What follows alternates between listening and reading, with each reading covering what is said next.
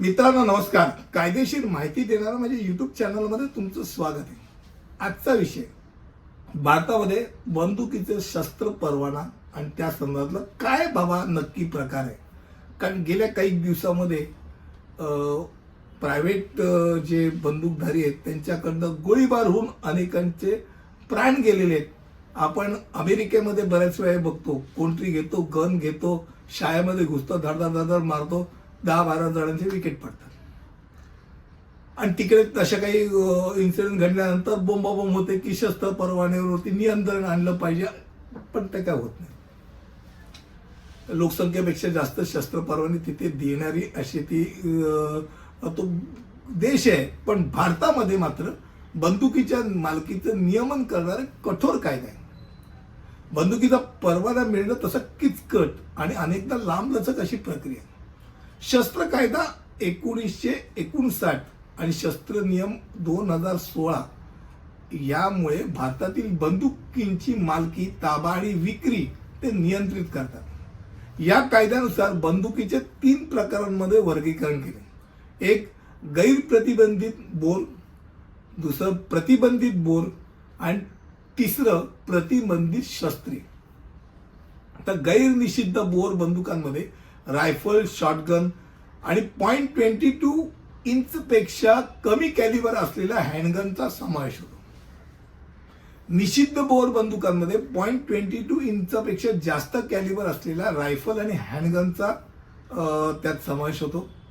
तर प्रतिबंधित शस्त्रांमध्ये machine gun असेल, सब मशीन गन असेल, असॉल्ट रायफल असेल, सर्व प्रकारच्या ज्या स्टेन गन, ज्या तुम्हाला बाहेर असे तुमच्याकडे प्रायव्हेटली तुम्हाला मिळणारच नाही, त्या शस्त्रांचा समावेश होतो. भारतात बंदुकीचा परवाना मिळण्याकरता एखाद्याने अनेक आवश्यकता अशा गोष्टी पूर्ण कराव्या लागतात. एक म्हणजे तो भारतीय नागरिक पाहिजे, अर्जदार 21 वर्षापेक्षा जास्त वयाचा असायला पाहिजे, त्याचा गुन्हेगारी रेकॉर्ड नसला पाहिजे, त्याची मानसिक आणि शारीरिक त्याचं आरोग्य चांगलं असलं पाहिजे.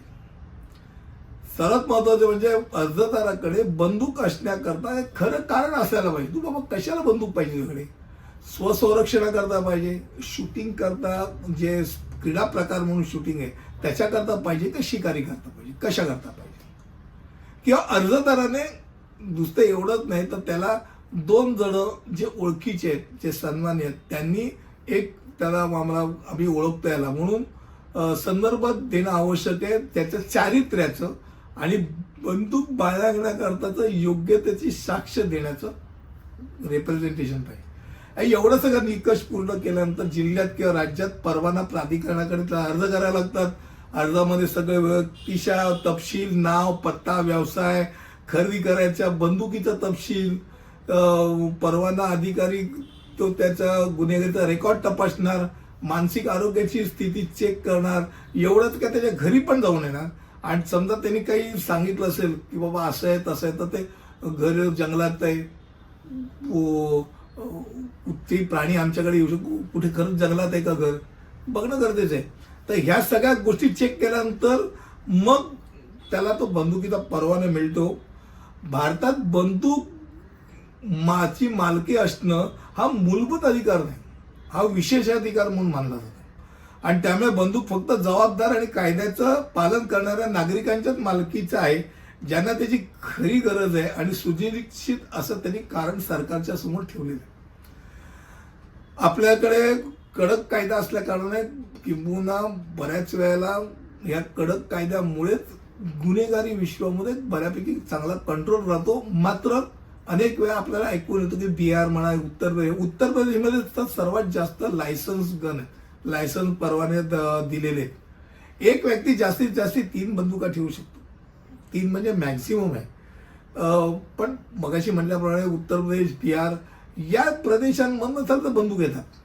तुम्ही बघा, महाराष्ट्रात अशा सर्रास बंदुकीचे परवाने वाटले जात नाहीत. त्या येतात त्या बंदुकीचा परवाना त्या तिकडच्या प्रदेशातल्या आहेत, एवढं नक्की आहे. एवढं कठोर पालन करणं गरजेचं आहे. मला असं वाटतं की भारतामध्ये बंदुकीच्या संदर्भातला साधारणतः काय नियम आहे, कुठच्या बंदुकी कोणाकरता आहेत ह्याच्या संदर्भात आज मी माहिती दिली. अर्थात विषय किचकट आहे, याच्यावर वेगळा कधीतरी परत व्हिडिओ बनविलच. तिथपर्यंत इथेच थांबतो. धन्यवाद.